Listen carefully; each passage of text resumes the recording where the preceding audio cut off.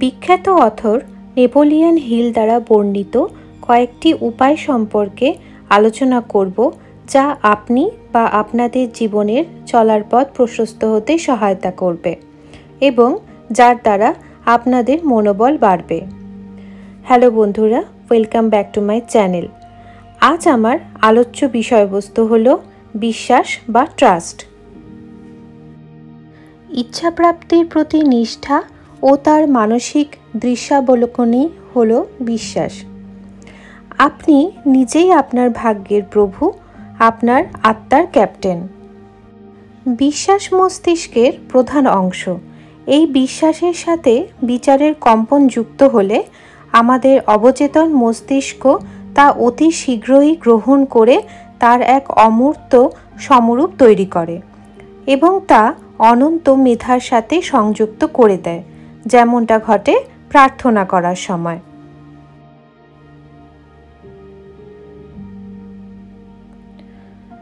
বিশ্বাস, প্রেম এবং মৌনভাব সবথেকে শক্তিশালী এবং প্রধান ইতিবাচক ভাবাবেশ।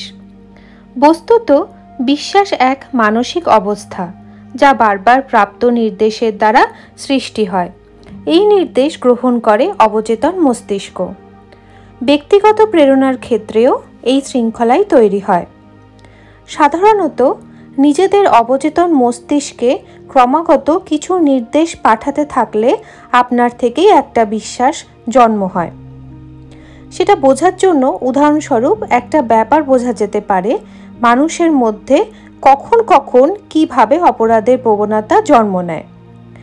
একজন বিখ্যাত অপরাধশাস্ত্র বিশেষজ্ঞের মতে, মানুষ যখন প্রথম অপরাধের সংস্পর্শে আসে তখন সহজেই তার ভেতরে একটা ঘৃণার জন্ম হয়, কিন্তু দীর্ঘদিন ধরে অপরাধের সংস্পর্শে থাকলে তখন তা সহ্য হয়ে যায় এবং সে অভ্যস্ত হয়ে যায়।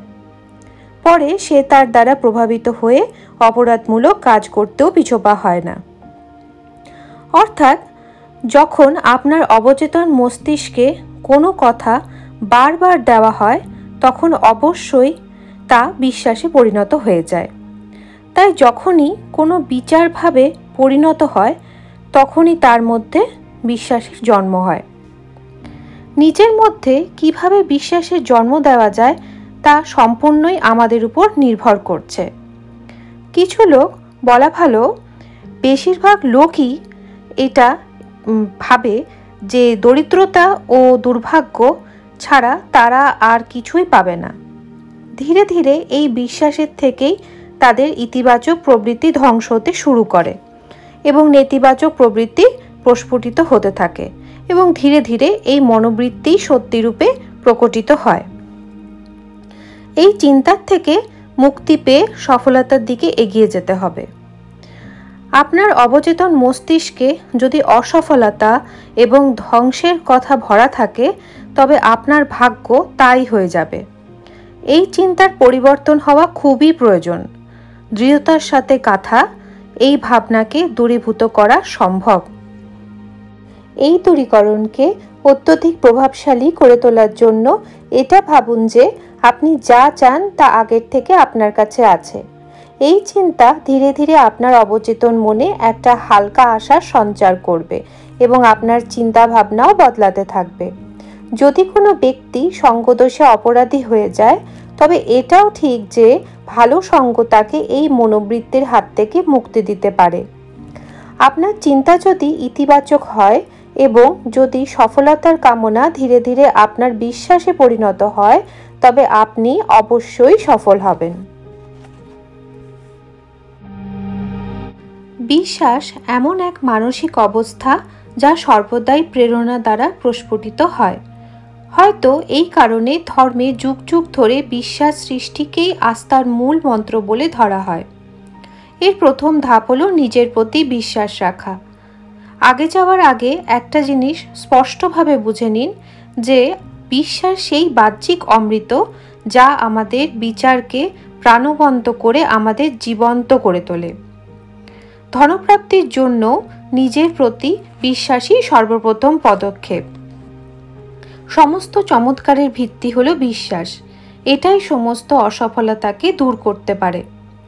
বিশ্বাস সেই শক্তি যা আমাদের বিচারগুলি স্পন্দিত করে এক বিভিন্ন বিচার সম্পন্ন মানুষের মিলন করায় অনন্ত মেধার সাথে।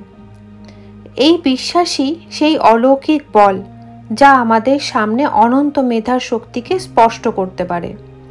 বারংবার সেই ধারণা আওড়ে নিজের মনকে সুখী করুন। এটা এক সর্বজন বিদিত সত্য যে যদি কোনো মিথ্যাকে বারবার আওড়ানো যায় তবে তাও সত্যের রূপ গ্রহণ করতে শুরু করে। প্রত্যেক ব্যক্তি সেই রকম গড়ে ওঠে যা সে বিচার করে। যদি বিচারের মধ্যে বিশ্বাসের শক্তি থাকে তবে তা মানুষের মস্তিষ্কে চুম্বকীয় বল প্রদান করে। তাহলে বন্ধুরা, আজকের মতো এইটুকুই। পরবর্তী ভিডিও নিয়ে আবার হাজির হব। ভিডিওটি ভালো লেগে থাকলে লাইক, শেয়ার, কমেন্ট করবেন এবং চ্যানেলটি সাবস্ক্রাইব করতে ভুলবেন না। বাই।